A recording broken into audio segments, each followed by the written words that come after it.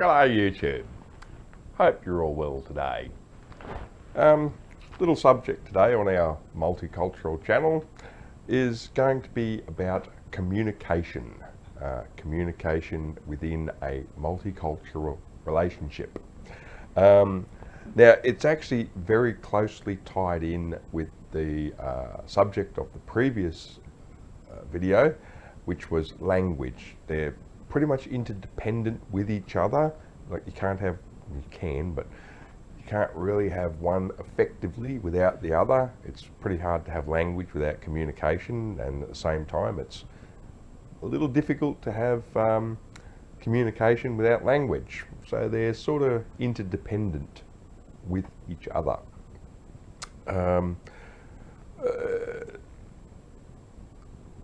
Yeah, the two subjects are interdependent.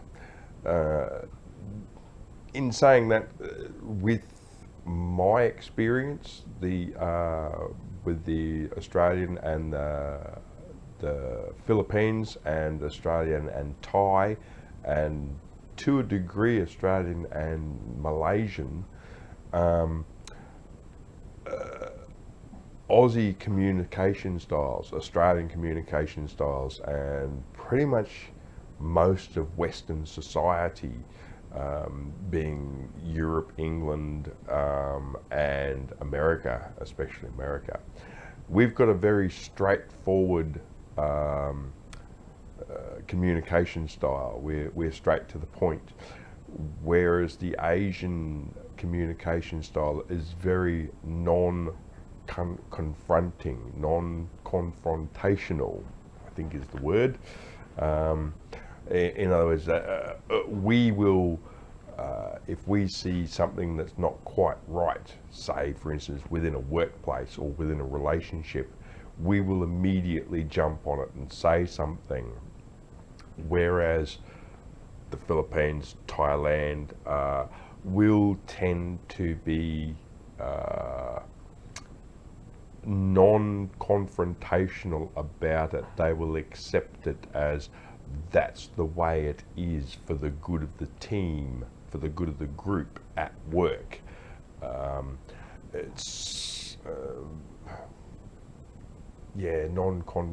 Submissive is the wrong word, because they're not submissive, but that's in that sort of style.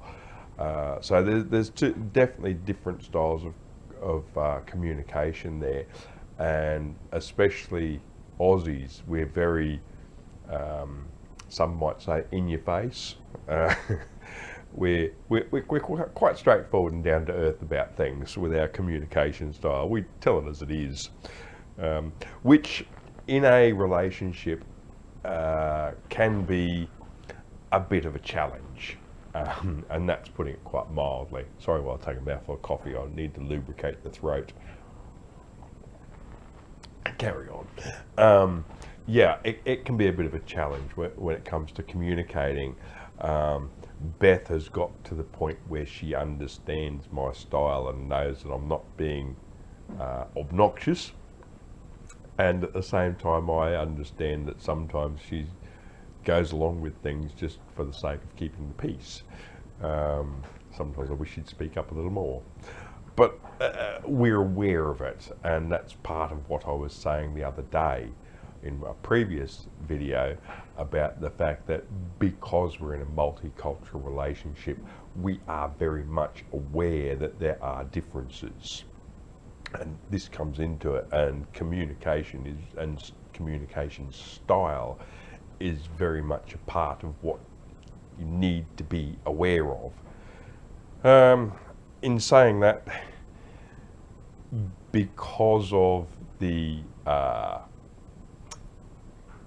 different culture, because of accents, I've got a Australian accent, Beth has a Filipino accent, she has learnt the American style of English, I have learnt the strange Australian style of English, which was originally based on the British style of English, but then adapted with slang terms, add in a weird accent, and you have the potential quite often, sometimes hilariously so, for misunderstandings, not quite hearing something correctly, because I did 15 years in the army. I'm a little bit deaf in one ear, so it makes for interesting conversations sometimes. What was that? Yeah. Look, honestly, you've just got to be very relaxed, very casual, and be prepared to accept that there's going to be challenges. And look, when it comes to communication, there's so many things that are easier now, especially with the internet. Honestly, Google is your friend. I know Google's a pain in the ass sometimes. Google is your friend. You can type in a word and bring up images. A picture paints 1,000 words. It makes life so much easier.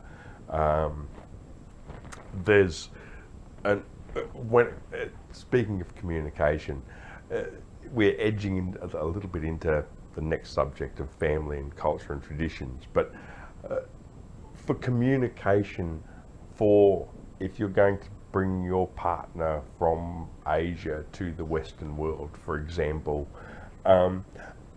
please make sure, give your partner the opportunity, or make sure they will have the ability to be able to communicate with their family back home.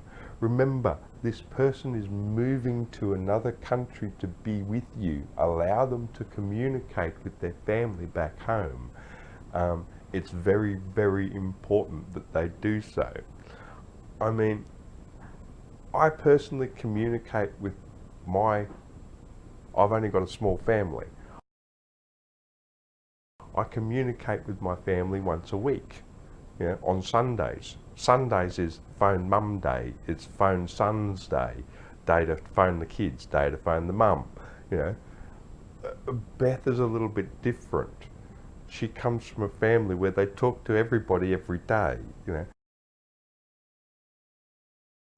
That's okay. That's how she's been brought up. That's how the whole country has been brought up. They need to be able to do that. In saying that, it's so much easier these days.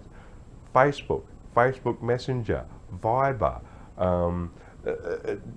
so many other apps that WhatsApp and various other applications you can get on your phone.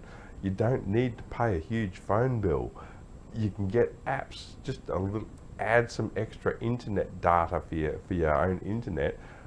Go down to McDonald's.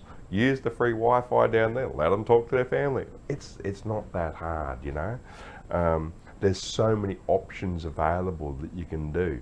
See, and I even said McDonald's when I almost said Macca's. There's another one. Beth had to learn slang terms. It took her a week to figure out that brekkie and breakfast were the same thing.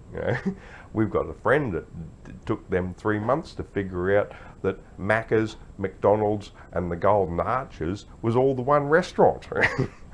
But, you get that. Communication with the family is hugely, hugely important, which brings me into what we're going to be talking about in the next video, which will be culture, traditions and family, and some of the challenges that you have in a multicultural relationship with that.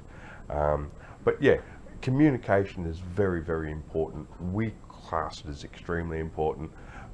We've even gone to the extent, here's a little something. This is my motorbike helmet, and here we have our center Bluetooth intercom system. We've got one of these on Beth's helmet as well, and it's an intercom system where, going like this, take the gloves out, there's the microphone, there's a couple of speakers up inside here. She can talk and I can talk, we can talk to each other. Same setup in Beth's helmet. We can talk to each other with the microphone. It sends a signal, Bluetooth to each other, and we can have a conversation while we're riding on the motorbike down the road at 60 mile an hour, 100 kilometers an hour. That's how important communication is to us.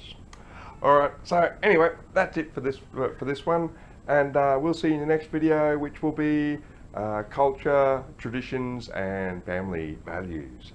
Bye for now.